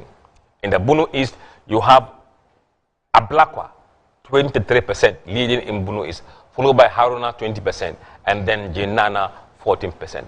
In the Central region, Atufosin leads to 27%, followed by Haruna, 21%, Jenana, 16%. In the Eastern region, Jenana on 33%, 12% for Julius Deborah, quite good number there, 10% for Asedin Ketia in the Eastern region. And then you have Ablakwa to 10%. In the Greater Accra region, Atufosin on 32%, 28% Haruna Idrisu, and 11% for Ablakwa in the Greater Accra region. In the Northeast region, Haruna 47%, Asedin Ketia 22%, Jenana 19%. In the Northern region, Jenana 40%, Haruna Idrisu 22%. This is surprising to me. And then you have Asedin Ketia on 8%. In the Oti region, you have Jenana 31%, Asedin Ketia 12%, and then Ablakwa 16%. In the Savannah region, you have Jenana 34%, Haruna 38%, and you have 15% for Asedin Ketia. In the Upper East region, you have Haruna 34%, and then Ablakwa 10%, Asedin Ketia 10%. And then when you go to Upper West region, you have Haruna 32%, Asirin Ketia 18%, and then Ablakwa 11%. When you go to Volta region, Ablakwa 35%, Haruna 13%, and then Jenana Opoku 8%. In the Western region, you have Jenana 25%, Debra 12%, Haruna 17% in the Western region. And in the Western North region, you have Asirin Ketia 24%, Jenana 21%, and Julius Debra 19%. These are the top 3 in those regions. Now, what we did, the same thing we did for the MPP analysis in the Akan regions, the northern regions, and the Volta. In the Akan regions, you have Jenana 35%, Haruna nearly 12%, Asirin Ketia 11%, Atufosin 8%, Ablakwa nearly 8%. So these are the top hitters in the Akan regions. When it comes to the northern regions, then you have Jenana 24%, Haruna 31%, Asirin Ketia 12%. And the next one is Zenato 6% in the northern regions. When it comes to Volta region, Jenana 15%, Haruna Idrisu nearly 11%, and then Ablakwa 29%. Surprisingly, Zenato is not doing about 8%, the same level as Atufosin in the Volta region.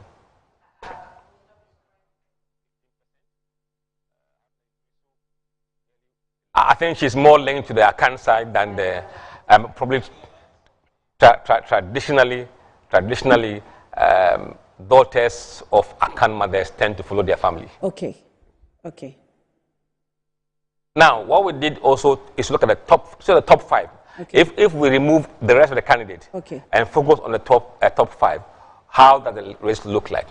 There you have Jenana 33%, Haruna 24%, Atufosin 16%, Ablakwa 13%, and General Asidu Nketia 13%.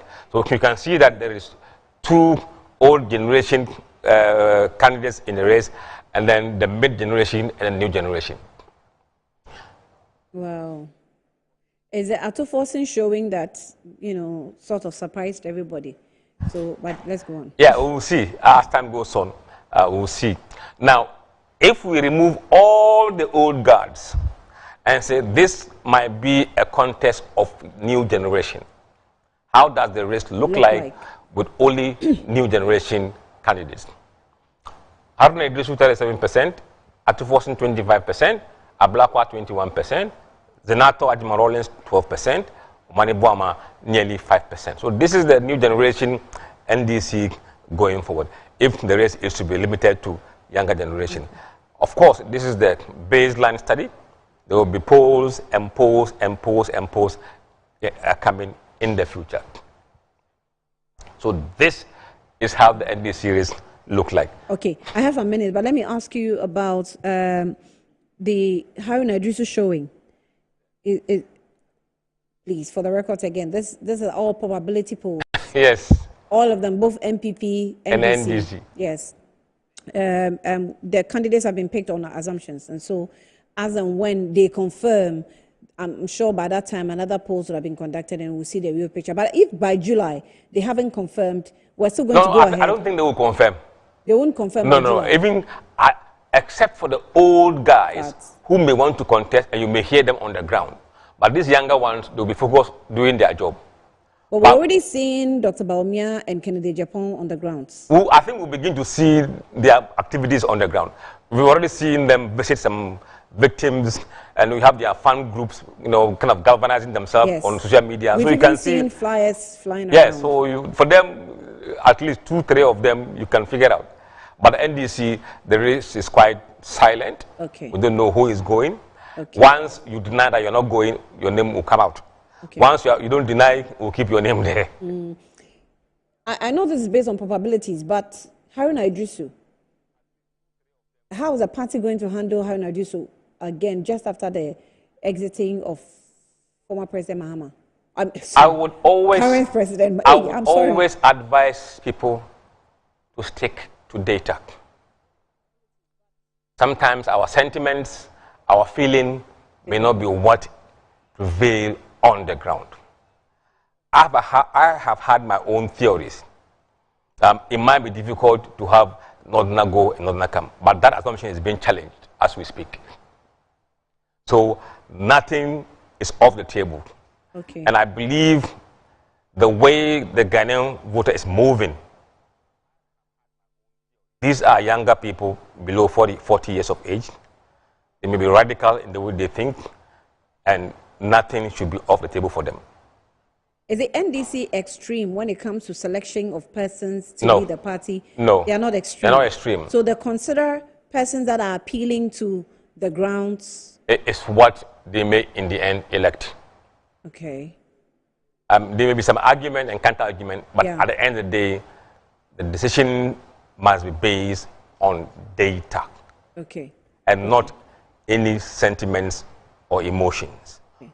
Because data doesn't lie. Sentiments and emotions have been proven wrong several times. Okay. My producer is just doing something. I don't understand what he's trying to tell me. But let me bring in Atufosin. Yes. We're rounding up. Atufosin, how did he come up in this? How did Atufosin come up? Because with all the names that we're banding about, Atufosin was not one of them. Well, this didn't come from anybody. As a pollster, understanding the numbers and what might be happening on the ground, I picked these names on my own. Oh, wow. Yes, because if you look at the cabinet, which roles are the top roles in cabinet today? Okay. Education is one of them, top role. Finance and foreign affairs. So if somebody would come out from the cabinet to lead the party, like to be along this line. Definitely. Look at the biggest cabinet role. So it's safe to assume that these guys could really be the ones if they are given the opportunity. Very interesting. Beside these ages, then you broaden it to the old guards, people who have run before, and those people we believe may have interest in running, and then you put them there. At the end of the day, the general delegate, which most often tend to reflect the general public, will decide who leads NDC. Mr. Musa Dankwa, we thank you very much for this time that you have spent with us. To take us through one slide after the other. The polls actually came out last week. That's a national tracking polls. It came out last week. He started with us last week, Friday, gave us the first bit about the governance of the new government that's taken over, and now about the political parties on assumptions. This is how it looks like. Should they confirm, definitely another post will come out and we'll get it to the details. But before we take leave of you on Good Afternoon Ghana, the first, I think the first quarter, the government has done its change of guard at the Jubilee House. Is it called Jubilee House now or Flagstaff House? It's still I think it's Jubilee House. It's still Jubilee House. Okay, we stick with Jubilee House. So Jubilee House, witnessed its change of guards today. Let's take you through what happened at the seat of government.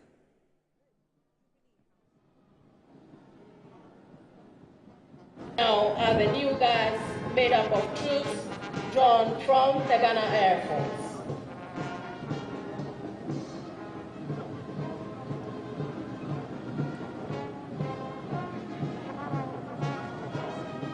The contingent is under the command of Flight Lieutenant Donko Addison Magma.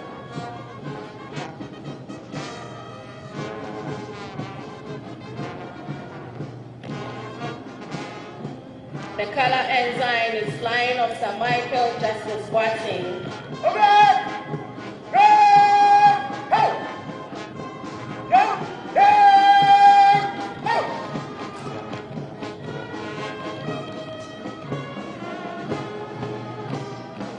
The color escorts are Sergeant Daniel Innocent and Sergeant Ajay Dennis AJ.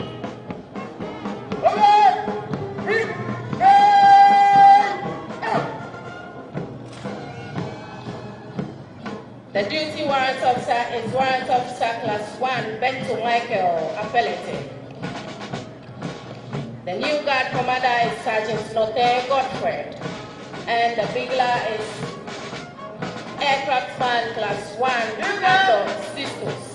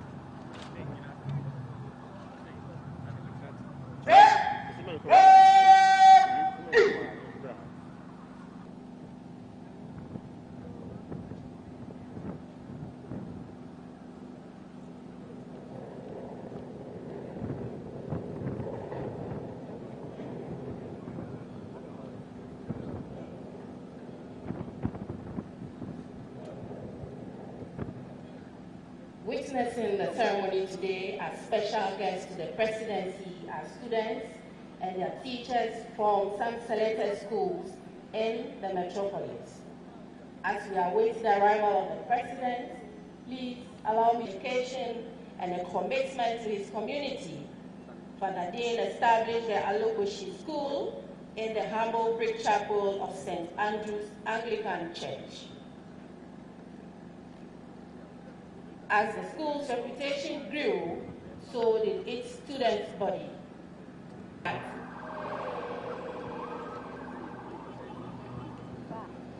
Distinguished guests, ladies and gentlemen, arriving now is the President of the Republic, Commander-in-Chief of the Ghana Armed Forces, His Excellency John Dramani Mahama. Shall we please rise to acknowledge him as we wave our flag?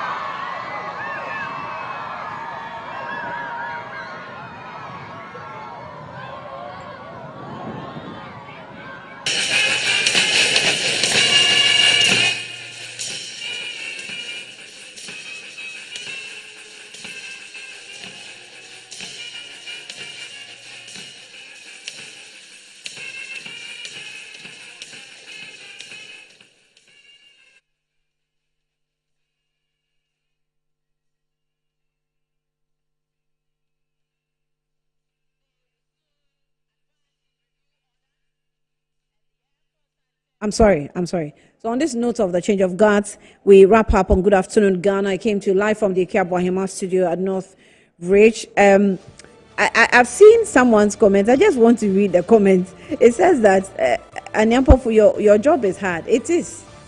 You just posted it for whatever reason. I don't know. So I've read your comments. My job is hard indeed.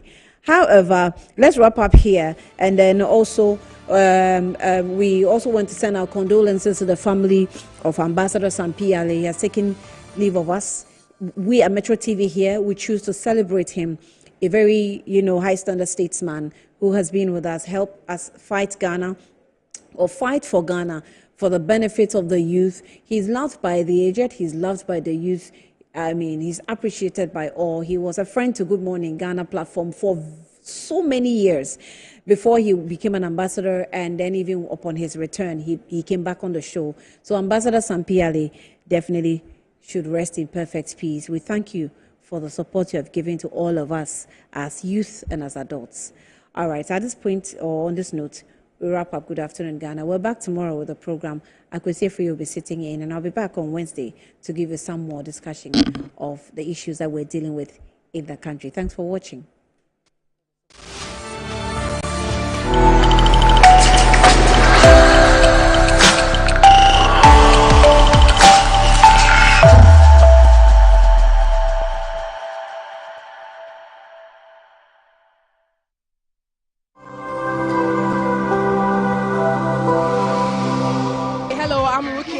And I am the Corporate Affairs Manager for Greenfield Ambassadors. With Greenfield Ambassadors, we are a sustainability-focused company where we handle